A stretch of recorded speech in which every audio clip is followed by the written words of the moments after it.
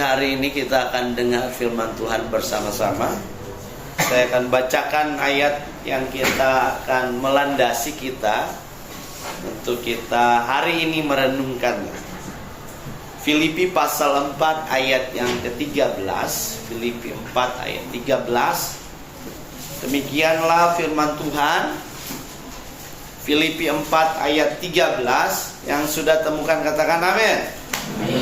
Saya bacakan kepada kita, segala perkara dapat kutanggung di dalam Dia yang memberi kekuatan kepadaku. Sekali lagi, segala perkara dapat kutanggung di dalam Dia yang memberi kekuatan kepadaku. Kelas 9 hari ini mereka sudah melewati proses yang cukup panjang, dan proses itu akan berakhir beberapa waktu ke depan. Sebuah perjalanan yang tidak mudah, perjalanan yang ada senangnya, ada sebelnya, ada menyedihkannya dan sebagainya. Ada yang menetapkan tujuan, ada yang menetapkan target, ada yang tercapai, ada juga yang tidak tercapai. Ada yang bisa jadi juara seperti harapannya, tapi mungkin ada juga yang tidak mencapai hal tersebut. Tidak masalah, tidak masalah. Sebab hidup sebuah proses, sebuah perjalanan yang harus dilewati. Kadang naik, kadang turun, kadang datar, kadang biasa-biasa saja. Tetapi buat anak-anak Tuhan, mereka mendapat kekuatan untuk bisa menghadapinya, untuk bisa melewatinya, untuk bisa memenangkannya. Kata Alkitab begini, bahwa orang benar itu kemalangannya banyak, tetapi Tuhan membuat mereka jadi pemenang. Tuhan menjadi pembela buat mereka. Tuhan jadi penolong yang ajaib buat mereka. Hari-hari ini kita ketemukan banyak anak remaja tanpa tujuan. Mereka tidak bisa merangkai tujuan hidup mereka. Mereka tidak bisa menetapkan nanti saya mau kemana. Mereka tidak bisa menyimpulkan apa, siapa mereka, mau apa, dan mereka mau mencapai apa. Mereka tidak bisa mencari kesimpulan buat diri mereka, apa yang hari ini mereka lakukan dan tujuannya mau kemana. Tapi saya percaya anak Rokris SMP 77 mengerti betul tujuan hidup mereka. Amin. Amin. Amin. Betul barang ini? Betul tidak? Harus bisa merumuskan siapa saya, mau kemana, target saya apa, tujuan saya apa. Ada sebuah buku yang ditulis dengan judul The Purpose Driven Life. The Purpose Driven Life artinya hidup yang digerakkan oleh tujuan. Ternyata begini, dengarkan baik-baik, bahwa orang punya tujuan, maka hidupnya bisa digerakkan oleh tujuan tersebut. Orang punya tujuan yang jelas, maka dia akan menggunakan segala daya dan upaya untuk mencapai tujuan tersebut. Kalau orang bias tujuannya, orang nggak punya fokus, orang nggak punya pandangan ke depan, orang nggak punya tujuan yang mau dicapai, maka dia akan jadi orang bingung. The power of bingung. Nah, biasa orang kayak begini, kalau orang bingung suruhnya pegangan supaya jangan bingung. Ya, harus tahu arahnya mau kemana. Nah, hari ini kita mau lihat anak SMP 77 harus mengerti bahwa Tuhan penolong bagi hidupnya, bahwa kamu bisa menanggung segala perkara, kesulitan, ujian, persoalan. Kenapa? Karena kamu sudah menyiapkan diri. Karena kamu sudah belajar. Bukan baru belajar hari ini. Kalau baru belajar nanti besok mau ujian, itu persoalan namanya. Itu namanya gantung diri. Makanya tiap hari itu ada namanya proses belajar. Ketika sampai kelas 9 dia sisa mengulangi, dia sisa review lagi, dia sisa cari referensi yang lain. Buat apa dia lakukan hal untuk melengkapi? Kenapa dia sudah melewati proses belajar? Dia tahu tujuan akhirnya nanti harus lulus dengan nilai terbaik. Jangan nanti kamu mencap menyesal. Kenapa? Karena tidak mendapatkan sekolah impian. Persoalannya nilainya dari kelas 7 tidak maksimal. Kelas 8 juga tidak maksimal. Akhirnya kelas 9 dia tidak bisa buat apa-apa lagi. Prestasi juga nggak punya. Nah itu persoalan. Hari ini kita mau berdoa sama-sama, cuman supaya apa? Anak-anak kelas 9 hatinya siap. Mereka damai sejahtera, mereka yakin ketika mereka persiapan, Tuhan menolong dia. Iya, kayak begitu. Makanya kita perlu sekali mengerti bahwa Tuhan itu adalah kekuatan terbaik. Amin. Amin. Makanya berdoa. Berdoa itu bukan lapor sama Tuhan, Tuhan saya udah pulang sekolah. Enggak. Berdoa itu adalah waktu khusus kamu sama Tuhan. The special time with God. Siapa yang tiap hari punya waktu sendiri sama Tuhan? Oh Tuhan, saya Tuhan butuh Tuhan. Lihat sejarah Alkitab, orang-orang yang dekat dengan Tuhan, setiap hari mereka meluangkan waktu, duduk berlutut di hadapan Tuhan. Mereka baca Alkitab, mereka berdoa, mengeluh kepada Tuhan. Bukan ritual biasa yang mereka lakukan, tetapi hati mereka tumpahkan isinya di hadapan Tuhan. Kenapa? Mereka sadar betul bahwa Tuhan penolong buat hidup. Kalau orang nggak sadar bahwa Tuhan penolong buat hidup, celaka sedang mendekati hidupnya. Kenapa? Orang cenderung biasanya sombong. Orang cenderung merasa gagah, cenderung merasa pintar. Tahu orang pintar banyak yang jatuh. Tahu banyak orang hebat yang jatuh. Celaka hidup mereka karena sombong dan angkuh. Kata Alkitab begini, bahwa Tuhan musuh dari orang-orang sombong. Ya, Tuhan memusuhi orang sombong. Makanya orang harus tunduk kepada Allah, melihat Tuhan sebagai sumber segala-galanya. Lihat semua penemu-penemu seperti lampu, seperti mesin, segala macam itu adalah orang-orang yang takut akan Tuhan. Kalau kamu ngomong tentang penemu lampu Thomas Alva Edison, mamanya seorang Kristen yang takut akan Tuhan. Setiap hari dia punya iman, ajarin Thomas Alva Edison. Sampai pada satu titik Thomas Alva Edison mengerti bahwa dia harus berjuang, bahwa dia harus jadi orang hebat. Melakukan percobaan sampai ribuan kali, sehingga hari ini kita melihat lampu. Alexander Graham Bell itu juga seorangnya anak Tuhan. Isaac Newton dan sebagainya, mereka adalah orang Kristen yang hebat, orang Kristen yang taat. Mereka punya tujuan hidup. Kamu cari semua penemu di seluruh dunia, kebanyakannya adalah siapa? Anak-anak Tuhan yang hebat. Kalau bukan anak Tuhan, mereka Tuhan pasti tidak akan kasih hal itu kepada mereka. Karena itu sangat menentukan hidup manusia. Tahun 1700-an yang disebut Renaissance itu diawali dari orang Kristen yang takut akan Tuhan. Mereka berdoa dan mereka memimpikan generasi yang baru, generasi yang merubah dunia. Kejadian. Dan itu tahu nggak? Mereka berdoa bertalu-talu, berpuasa mencari Tuhan. Berpuasa berbulan-bulan, bahkan bertahun-tahun mereka berdoa dan berpuasa. Tahu, ada satu bangsa namanya bangsa Moravia. Mereka berpuasa sekian puluh tahun untuk melihat puasa puluhan tahun. Puluhan tahun mereka berpuasa untuk melihat perubahan di Inggris pada waktu itu, untuk melihat perubahan di Eropa. Sehingga kalau kamu lihat Eropa zaman dulu sampai hari ini, mereka menjadi bangsa yang luar biasa dalam banyak hal. Karena ada orang-orang yang generasi sebelumnya yang tahu.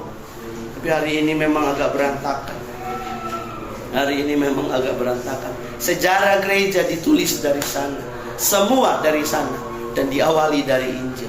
Kamu tahu tentang kitab hukum acara pidana dan sebagainya, itu dimunculkan dari Alkitab semua. Sumbernya dari Belanda, dan yang menulisnya adalah anak-anak Tuhan. Semua kitab hukum pidana, hukum acara perdata itu diawali oleh anak-anak Tuhan, dan mereka yang mengerjakan itu. Dan diawali dari apa? Mereka berdoa dan mencari Tuhan, menemukan isi dari firman Tuhan, baru diletakkan ke dalam hukum acara pidana itu, hukum perdata itu dan sebagainya. Tidak tiba-tiba muncul itu, tidak tiba-tiba. Nah, hari ini kita melihat bahwa, perhatikan yang pertama, ujian itu adalah sebuah proses. Jadi kalau kamu sadar, ujian kelas 9 itu adalah proses.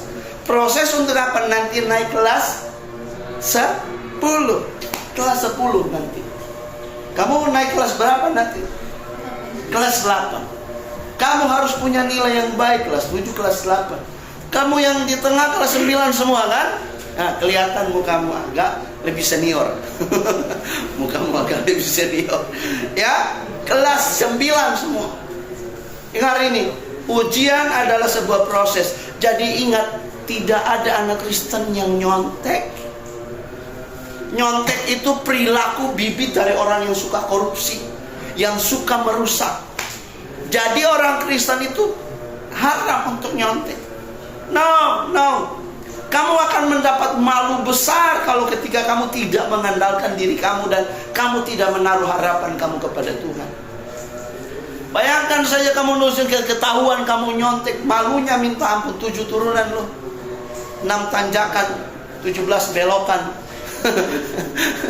32 tanjakan, 16 tikungan lagi, dan 10 samudra dalam. Itu malu, minta ampun. Apalagi kalau itu terbiasa menjadi perilaku, kemudian satu saat ketangkap korupsi. Tuh, beberapa banyak orang Kristen yang ketangkap korupsi. Wah, malunya minta ampun. Itu orang Kristen, orang gereja, orang gereja. Yesus ajarkan apa? Yesus ajarkan bilang ya, tidak, bilang tidak. Tidak ada ajaran Yesus bilang kamu perlu lakukan ini, bohong. Tidak ada. Yesus bilang begini, yang hitam putih-putih, harus jelas. Anak Tuhan itu berdiri sebagai contoh. Perhatikan kisah Daniel. Kalian pernah baca tentang Daniel? Pernah baca kisah Daniel? Daniel tinggal di kerajaan yang besar, tapi kemudian dia mengalami perjuangan yang tidak mudah.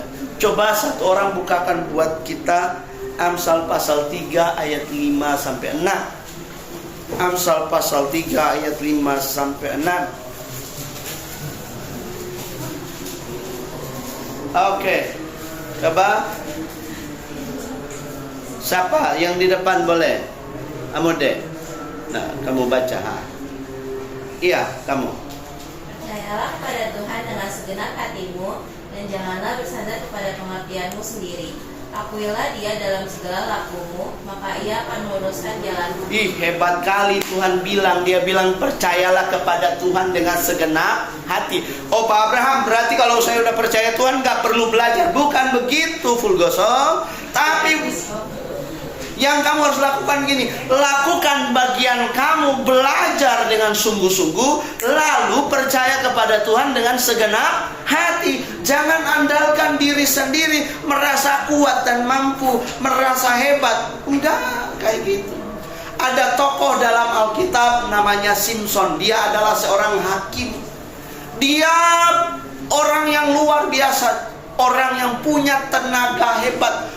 Semua musuhnya dikalahkan. Tapi pada satu titik dia lupa kalau Tuhan suruh dia taat kepada Tuhan. Dia tidak mengandalkan Tuhan. Akhirnya hilang kekuatannya. Dia ditusuk matanya jadi buta lalu mati. Dijadikan badut. Ada satu tokoh juga dalam Alkitab namanya Goliat. Goliat waktu berhadapan dengan Israel, dia bilang, mana orang Israel? Mana Tuhannya Israel? Di mana mereka? Tetapi tiba-tiba muncul seorang anak muda namanya Daud. Hari ini kita kenal di Alkitab namanya Raja Daud. Dia datang dan berhadapan dengan Goliat, dan dia bilang, Goliat apa? Hari ini aku mendatangi engkau dengan nama Tuhan Allah pencipta langit dan bumi. Dia lempar batu, kena kepalanya Goliat. Goliat yang tingginya hampir 3 meter itu jatuh terjerembab dan kemudian dipotong lehernya, dilepas dari kepala. Kesombongan orang-orang yang tidak mengandalkan Tuhan, mereka pasti jatuh. Pak Abraham, bagaimana sih mengandalkan Tuhan itu? Dengar ini baik-baik. Andalkan Tuhan itu artinya kamu boleh punya apa saja, tetapi tunduklah kepada Tuhan dan selalu berkata, Tuhan pasti tolong saya, Tuhan akan menolong saya. Dan hiduplah dengan rendah hati. Jangan merasa diri lebih hebat. Oh, saya biasanya ranking 1, gak mungkin kalah dari si Anu, gak mungkin kalah. Dengar ini baik-baik. Belum tentu terjadi seperti itu. Belum tentu. Karena hidup itu proses. Hari ini bisa bagus, besok bisa tidak bagus kalau kamu tidak setia. Makanya dia bilang bahwa andalkanlah Tuhan. Berikutnya, sebelahnya 1 Petrus 1 ayat 7. Jam 8 kita selesai ya. Saya masih punya 12 menit lagi. 1 Petrus 1 ayat 7. 1 Petrus 1 ayat 7. Cepat saja biar kita akan cepat selesai. Baca. 1 Petrus ayat 7. Maksud semuanya itu ialah untuk membuktikan kemurnian imanmu yang jauh lebih tinggi nilainya daripada emas yang fana, yang diuji kemurniannya dengan api, sehingga kamu memperoleh puji-pujian dan kemuliaan dan keselamatan pada hari Yesus Kristus menyatakan dirinya. Jadi ujian hari ini adalah hari biasa, tetapi mengandalkan Tuhan, menaruh Tuhan pada posisi terbaik, membuat Tuhan menjadi Tuhan dan Raja bagi hidupmu, itu yang paling utama.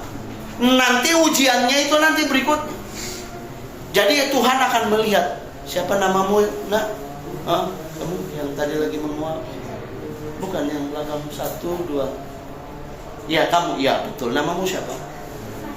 Vanessa. Tuhan melihat Vanessa bukan karena persoalan ujiannya, tapi Vanessa yang mengandalkan Tuhan di atas semua itu. Kemudian pengalaman itu dibawa di dalam hidupnya seterusnya dan seterusnya. Ingat, Vanessa 15 tahun lagi, Vanessa tidak seperti ini lagi. Semua different. 15 tahun lagi Vanessa itu adalah kemungkinan kalau semua berjalan lancar sesuai dengan kehendak dan rencana, maka Vanessa adalah seorang ibu. Percaya saya, 30 tahun. Kecuali Vanessa menikah di atas 30 tahun. Kalau di atas 30 tahun bisa terlambat. Biasanya kalau gadis-gadis masih umur 20 tahun, dia kalau ketemu cowok ada bilang, tolong dong sampaikan salam. Terus dia bilang apa? Siapa sih dia? Nggak level. Terus dia kalau udah umur 30, beda lagi cerita. Cowoknya sampai salam dong buat dia. Dan terus pertanyaannya udah berubah. Dari mana dia? Nanti kalau umur 40, udah pertanyaannya diubah lagi. Ada enggak? Udah lama saya belum menikah. Udah lama nih, udah umur 40 belum menikah. Jadi ingat ini baik, sebuah perjalanan hidup nggak boleh dimaknai sementara, harus dimaknai tentang Tuhan yang beserta kita. Kamu ajak Tuhan dalam hidupmu. Makanya anak-anak yang sering berdoa dan ngobrol sama Tuhan, itu pasti ditolong Tuhan. Biasa nggak kalau ketemu tuh datang di kamar sendiri, Tuhan, aku boleh curhat nggak? Baca Alkitab. Dia doa, dia curhat bisa 1 jam sama Tuhan. Setelah dia curhat, dia sampaikan, lalu Tuhan bilang begini sama dia, dengar anakku, aku mengasihi kamu. Dengarkan ini, aku menyertai kamu. Jangan takut, aku akan buat kamu berhasil. Aku akan membuat semua persoalanmu, kamu akan menghadapinya dan kamu akan menang. Itu. Tapi kalau orang gak pernah ngobrol sama Tuhan, dia nganggap Tuhan itu adalah satpam, ketika dia butuh baru dia ngomong, ketika dia minta tolong baru dia minta tolong. Nah ini anak bahaya. Saya dulu seperti itu. Tapi setelah itu percaya kepada Yesus setiap hari. Setiap hari. Setiap hari. Baca Alkitab, mari berdoa kepada Tuhan. Ngomong sama Tuhan. Tuhan itu hidup atau mati? Hidup atau mati? Kalau Tuhan hidup berarti dia bisa bicara. Kalau Tuhan hidup berarti kita bisa ngomong sama dia. Kamu udah dengar suara Tuhan belum?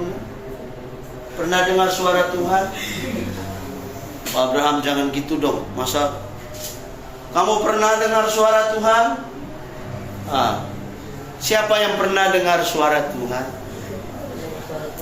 Siapa yang pernah dengar suara Tuhan? Hey angel, dengarkan ini. Enggak kayak gitu juga. Siapa yang pernah dengar suara Tuhan? Hah? Pak Abraham setiap hari bisa dengar suara Tuhan. Dari mana? Alkitab bilang begini, bahwa iman tumbuh dari pendengaran, dan pendengaran akan firman Tuhan. Tuhan bicara kepada kita lewat firman-Nya, disebut pewahyuan, pengertian, understanding. Makanya kadang-kadang orang baca Alkitab nggak ngerti. Kenapa? Tuhan nggak bicara sama dia kadang-kadang. Dia baca Alkitab kok, gue nggak paham. Karena kamu nggak berdoa, karena kamu juga nggak belajar. Yang kedua, saya akan selesai. Yang kedua, kekuatan. Ingat bahwa kekuatan itu datang dari Tuhan. Dalam ujian, menghadapi ujian, andalkanlah Tuhan. Yesaya 40 ayat 29 sampai 31. Tolong bacakan. Nah, kamu.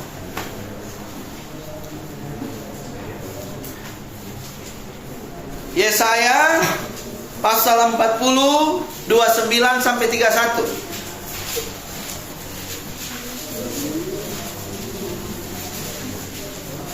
Dia memberi kekuatan kepada yang lemah dan menambah semangat kepada yang tiada berdaya.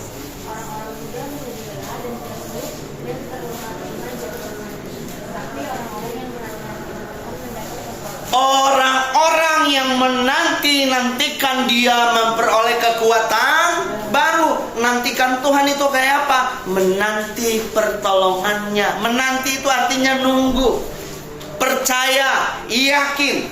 Contoh ya, si Angel bilang begini, Doni, gua nunggu lu di sini ya, jam 7 ya, gua nunggu. Dia menanti sambil percaya bahwa Doni akan datang. Menantikan Tuhan itu artinya menunggu dan percaya bahwa Tuhan akan menolongmu. Ketika menghadapi ujian, kamu belajar siapkan diri dan terus percaya bahwa Tuhan akan menolongmu. Ketika kamu melakukan bagianmu, maka Tuhan menolongmu. Proses menunggu itu kamu gunakan dengan mempersiapkan diri, dengan belajar. Untuk beberapa waktu ke depan ini kan pasti ujian. Simpan dulu TikToknya, velocity-nya stop dulu, pompa gitu stop dulu ya. Pak Abraham lihat ada itu anak 77 yang di TikTok itu velocity juga ya. Ya. Itu karangan Pak Abraham aja tuh. Saya nggak tahu benar apa enggak ya. Nah, jadi orang mengandalkan Tuhan mendapat kekuatan baru. Berikutnya yang terakhir, yang ketiga, kita 4 menit lagi selesai. Filipi 4 ayat 6 sampai 7. Coba bacakan di belakang. Nih. Leo baca Leo. Leo baca Leo. Filipi pasal 4 ayat 6 dan 7. Janganlah hendaknya kamu khawatir tentang apapun juga, tetapi nyatakanlah dalam segala hal keinginanmu kepada Allah dalam doa dan permohonan dalam ucapan syukur. Damai sejahtera Allah yang melampaui segala akal akan memelihara hati dan pikiranmu dalam Yesus Kristus. Iya, jangan khawatir.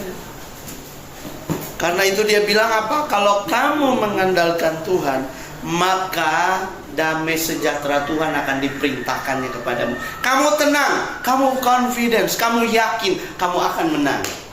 Kamu akan menyelesaikan persoalan pertempuran kamu, dan kamu mendapatkan hasil yang terbaik. Kenapa? Damai sejahtera Allah diberikan kepadamu. Dia bilang jangan khawatir, tenang, siapkan dirimu, hadapi, kita akan selesaikan ini. Nah, banyak orang seringkali khawatir buat dia tidak fokus, ya. Dia karena khawatir akhirnya dia bingung mau belajar yang mana dulu. Dia bingung mau buat yang mana dulu. Tenangkan dirimu, berdoa lalu fokus. Karena ini, dengarkan ini, jika kamu mengandalkan Tuhan, damai sejahtera Tuhan akan diperintahkan untuk memerintah atas hidupmu. Kalau Tuhan memerintah atas hidupmu, tenang, pasti kamu kuat. biasanya kamu akan menghadapinya dengan mudah. Nah, itu anak-anak yang mengandalkan Tuhan. Jadi kesimpulannya adalah kita menjalani sebuah proses, dan proses ini hampir selesai. Kalian ada di ujung dari proses ini, tapi jangan takut, jangan khawatir, jangan ragu. Kamu harus berdoa dan yakin bahwa jerih lelah kamu, usaha kamu akan mendapatkan hasil terbaik. Amin. Kamu akan lulus dengan hasil terbaik, dan kamu akan mendapatkan sekolah-sekolah impianmu. Mungkin ada yang mau ke 68, mungkin ada yang mau ke 77, mungkin ada yang mau ke 30, mungkin ada yang mau ke kesatrian. Enggak ya? Ada yang mau ke tidak apa-apa juga sih kalau masalah sekolah. Mungkin ada juga yang mau ke SMA 1. SMA mana lagi yang unggulan di SMK 1 mungkin, SMK 27 ya. Apapun itu harapanmu, hari ini dengarkan baik-baik. Taruh harapanmu kepada Tuhan dan berdoa. Tapi jangan lupa berusaha. Kata orang, era et labora. Berdoa dan bekerja dan berdoa. Jangan cuman kasih Tuhan main jadi pesulap sim salabim, maka angel jadi pintar prok prok prok. Nggak kayak begitu. Tuhan bukan main sulap. Tuhan itu taat pada proses. Tuhan itu mengikuti proses. Saya tutup dengan cerita ini. Orang Israel ketika keluar dari perbudakan di Mesir selama 400 tahun, ketika dia mau menuju ke tanah Kanaan 4.000 tahun yang lalu, jadi Israel itu menduduki tanah Kanaan itu sudah dari 4.000 tahun yang lalu. Bukan baru kemarin. Mereka keluar dari Mesir, dari perbudakan di Mesir pada zamannya Firaun. Mereka keluar. Nah, perjalanan dari Mesir ke tanah Kanaan atau Israel itu, kalau jalan lurus butuh cuma 40 hari. Tetapi kemudian waktu mereka keluar, mereka laut terbelah dan kemudian Firaun dan tentaranya ditutup sama laut itu. Setelah itu Tuhan berpikir begini lewat Musa, dia bilang begini, kalau langsung orang Israel ini keluar dan menuju ke Kanaan, nanti mereka ngamuk-ngamuk. Lalu Tuhan lewat Musa bilang begini, kita harus proses orang-orang ini. Makanya mereka mengikuti perjalanan selama 40 tahun. Untuk apa? Untuk membentuk orang Israel jadi orang-orang yang takut akan Tuhan. Makanya angkatan pertama, orang-orang yang keluar dari Mesir mati semua di padang gurun. Sisa cuma 2, Yosua dan Kaleb yang bisa masuk sampai tanah Kanaan. Termasuk Musa pun mati di perjalanan. Karena 40 tahun itu Tuhan proses hidup mereka di padang gurun. Hidup itu proses. Kalau kamu diproses, mau dan tunduk supaya apa? Keluar sebagai produk yang terbaik. Jangan jadi produk reject. Kalau produk reject itu artinya produk yang afkir, ada yang rusak. Kenapa? Dia tidak melewati quality control. Dia tidak melewati proses yang benar. Dia jadi produk kelas nomor 2. Kristen harus jadi produk kelas nomor 1. Amin. Harus jadi yang terbaik, harus jadi contoh dan teladan. Amin. Jadi jangan main celap-mencret, pelangak-pelongok. Kenapa? Nggak berdoa, nggak punya arahan. Baca Alkitab. Saya ceritain kesaksian anak saya. Anak saya itu di rumah suka baca Alkitab. Ya, kadang-kadang dia baca Alkitab itu kadang-kadang sampai tengah-tengah malam. Kadang baca Alkitab itu seperti apa ya? Dia bisa membaca, tidak diajarin, tapi gara-gara dia pingin baca Alkitab. Waktu kecilnya. Setelah bisa baca Alkitab, lihat kalau dia baca Alkitab dengan baik, maka hal-hal yang baik itu muncul. Tapi kalau dia sudah asik dengan gamenya dan sebagainya, mulai agak aneh. Terus kalau kayak gitu saya udah lihat, oh ini baca Alkitabnya udah nggak jelas ini, berarti dia juga nggak berdoa pribadi. Jadi ingat, kalau kamu baca Alkitab, kamu punya waktu berdoa, Tuhan akan buat hidupmu berbeda. Pasti.